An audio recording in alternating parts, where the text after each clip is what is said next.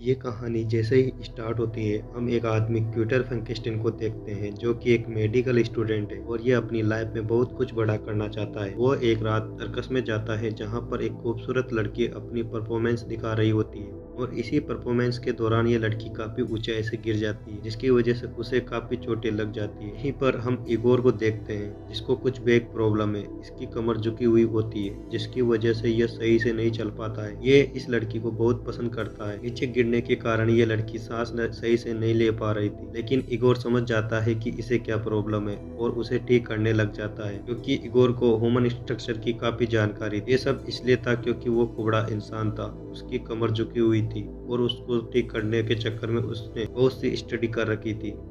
उसके पास डिग्री तो नहीं थी पर वह किसी डॉक्टर से कम नहीं था और कुछ देर में वो उस लड़की की जान को बचा लेता है और ये लड़की दोबारा से सांस लेने लगती है। विक्टर फ्रैंक भी ये सब कुछ देख रहा होता है और वो काफी हैरान होता है। वो इगोर के पास जाता है और उसे कहता है, ये सब तुमने कैसे किया? वो बताता है कि मैंने बहुत सी बुक पढ़ रखी है। पीटर उसको कहता है कि तुम सर्कस में अपना टाइम जाया कर रहे हो, तुम मेरे साथ चलो, मैं तुम्हारी नई जिंदगी बना दूंगा।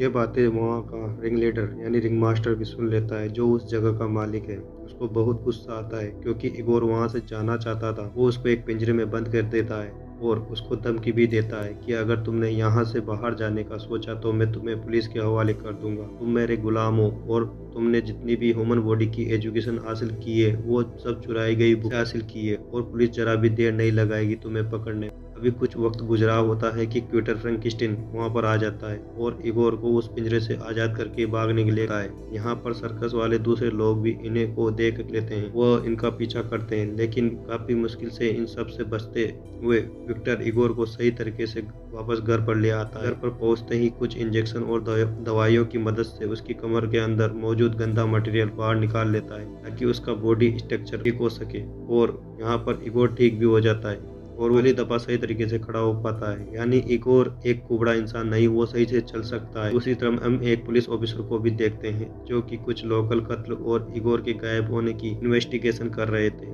विक्टर इगोर को बताता है कि मैं एक पेमेंट जिसका नाम रिवर्स ऑफ डेट उस पर काम कर रहा हूँ, यानी मरे हुए इंसान को किसी जानवर को दोबारा से जिंदा कर सकता हूँ, लेकिन इसके लिए मुझे बहुत काम करना है और तुम्हें मेरी हेल्प करोगे। यहाँ पर वह एक कंटेनर में इंसानी आंखें भी दिखाता है जिसमें से करंट पास करता है तो आंखें मूव होने लगती है। इगोर इतना स्मार्ट होता है कि यहाँ पर वो विक्टर की एक गलती को ठीक करता है। वो उसे बताता है कि तुमने आंखों की नर्वस को सही से अटैच नहीं किया। तो विक्टर देखता है तो वो बहुत खुश होता है, उसने उसकी गलती ठीक और बहुत ही ज़्यादा इम्प्रेस होने लगता है और इगोर को अपना असिस्टेंट बना लेता है। अब कुछ वक्त गुजरने लगता है। यहाँ पर ये दोनों मरे हुए जानवरों की बॉडी पार्ट्स को जिंदा करते हैं। दोनों डिफरेंस बॉडी पार्ट्स की मदद से एक जॉइंट चिंपैंजी बनाते हैं जो कि किसी मॉन्स्टर से कम नहीं होगा। साइंस को एक नेक्स्ट लेवल पर ले जाने चाहते हैं। काम करने के बाद विक्टर और इगोर एक पार्टी में जाते हैं जहाँ इगोर उसी खूबसूरत लड़की से मिलता है जिसको शुरू में हमने सर्कस में देखा था। वो लड़की इगोर को पहचान तो नहीं पाती, लेकिन इगोर अभी उससे काफी मोहब्बत करता है,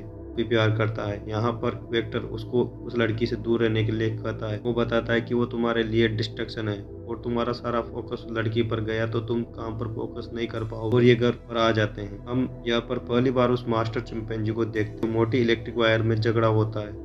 अब इलेक्ट्रिसिटी गुजारने का टाइम है। इस मरे हुए चिंपांजी से इलेक्ट्रिसिटी गुजारी जाती है ताकि वह फिर से जिंदा हो सके। इगोर काफी कंफ्यूज हो रहा होता है यहाँ पर, लेकिन इसकी कंफ्यूजन उसी वक्त दूर हो जाती है जब मरा हुआ चिंपैंजी मूव करने लगता है, यानी कि इनका एक एक्सपेरिमेंट कामयाब हो।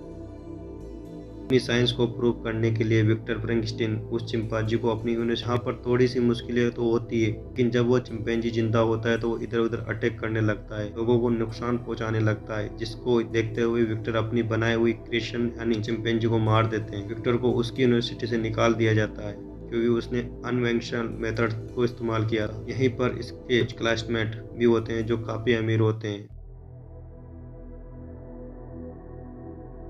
विक्टर को कहते हैं कि लिए आर्टिफिशियल ह्यूमन नोट्स बनाओ, यानी कि कुछ ऐसी क्रिएचर जिन्हें हम अपने मुताबिक क्रिएट कर सकें और वो हमारी मुख्तलिफ काम में हमारी हेल्प कर सके। इसके अलावा काफ़ी पेन्स उसे ऑफर करते हैं। यहाँ पर हम इगोर को देखते हैं, वो नहीं चाहता कि वो इन लोगों के साथ काम करे, लेकिन विक्टर इगोर को नजरअंदाज करते हुए अपने क्लासमेट की ऑफर को एक्सेप्ट कर लेता है और इगोर भी उसकी हाँ में हाँ कर देता है, क्योंकि विक्टर ने उसको नई जिंदगी दी, उसकी जान बचाई थी, उसने काफी एहसान किए थे, जिसकी वजह से विक्टर का साथ देने के लिए रेडी हो जाता है। अगले ही दिन वही पुलिस ऑफिसर विक्टर के घर आते हैं ताकि वो इस केस की जांच कर सके। उनको भी ये भी मालूम हो गया था कि यूनिवर्सिटी में चिंपैंजी को जिंदा करने की कोशिश की गई थी, लेकिन पुलिस ऑफिसर के पास घर चेक करने का वारंट नहीं होता। विक्टर उनको घर चेक नहीं करने देता और वो मायूस होकर वहाँ से चले जाते हैं। यहाँ इगोर उस सर्कस वाली लड़की से मिलता है जिससे वो प्यार करता है। वो लड़की उसे समझाती है कि तुम विक्टर को मना करो कि ऐसे एक्सपेरिमेंट ना करे, वरना वो फिर से कोई मॉन्स्टर बना डालेगा। और ये दोनों बहुत सा वक्त स्पेंड करते हैं। वहाँ से वापसी कर जब ये घर आ रहा होता है तो देखता है कि वही पुलिसमैन उसके साथी का दरवाजा तोड़ रहे होते हैं। वो दूसरे दरवाजे से अंदर जाता है और विक्टर को भागने के लिए कहता है और उसे बताता है कि तुम्हारा इन्वेस्टर, हमारा क्लासमेट, उसने हमारे भागने का इंतजाम किया हुआ है। लेकिन विक्टर वहाँ से नहीं जाता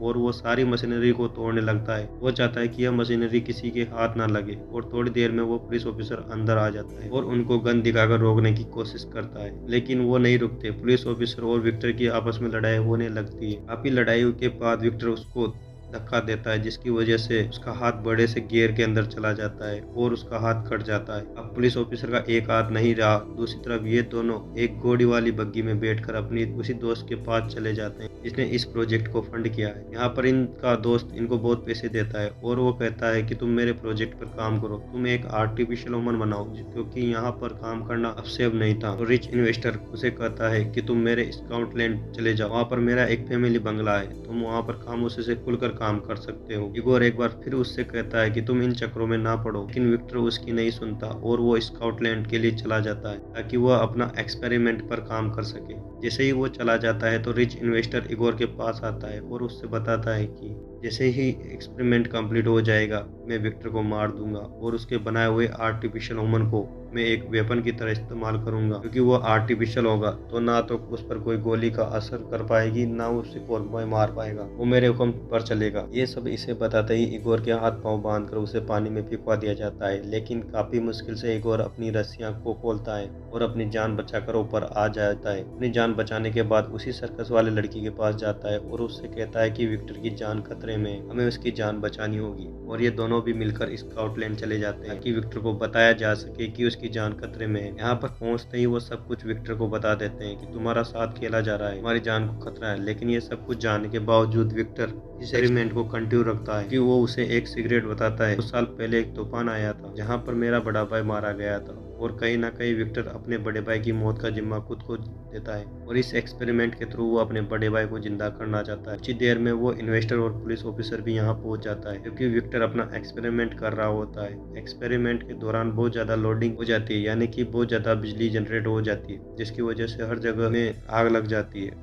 चीज तबाह होने लगती है, उनकी मशीन भी काफी ज्यादा ब्लास्ट हो जाती है और इसी ब्लास्ट की वजह से उस इन्वेस्टर की यहीं पर मौत हो जाती है। और पुलिस ऑफिसर विक्टर को कहता है ये सब तबाही के पीछे तुम हो, तुम्हारी वजह से ये सब कुछ हो रहा है। और इसी बातचीत के दरमियान वो बनाया गया मॉन्स्टर अपनी जगह से उठता है और मूव करने लगता है। विक्टर कहीं ना कहीं खुश होता है कि शायद उसका बनाया हुआ एक्सपेरिमेंट कामयाब हो गया है। विक्टर उस मॉन्स्टर से बात करने की कोशिश करता है लेकिन वो कुछ भी नहीं बोलता और वो मॉन्स्टर एक ही जगह खड़ा रहता है। पुलिस ऑफिसर काफी डरा होता है क्योंकि मॉन्स्टर काफी खतरनाक लग रहा होता है और पुलिस ऑफिसर गन निकालकर उस पर शूट करता है, जिससे उनको काफी दर्द होता है। वो उस पुलिसमैन पर अटैक करता है और उसको मार देता है। इसके बाद ये मॉन्स्टर विक्टर और इगोर से भी लड़ने लगता है, उनको भी नुकसान पहुंचाता है, लेकिन आखिरकार काफी लड़ाई के बाद ये दोनों मिलकर उसको वहीं पर मार देते हैं। एंड में विक्टर को समुद्र किनारे बैठा दिखाई दिया जाता है। वो इगोर को एक लेटर लिखता है जिसमें वो कहता है कि तुम उस लड़की से मिल सकते हो क्योंकि शुरू में इसने उसको मना किया था मिलने से। इसके बाद लेटर में विक्टर ने उससे माफी भी मांगी होती है क्योंकि